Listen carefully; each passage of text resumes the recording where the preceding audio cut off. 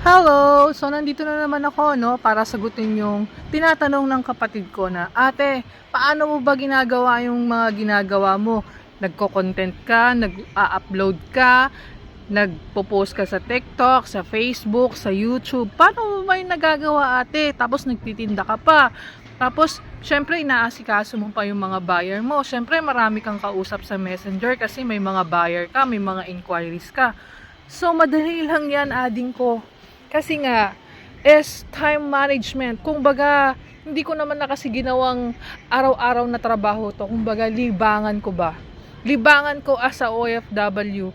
Kasi nga, kaysa magmukmuk ako dyan, kaysa isipin ko yung mga problema ko sa Pilipinas, kaysa mag-iiyak ako, edi mag-post na lang ako sa Facebook, 'di ba?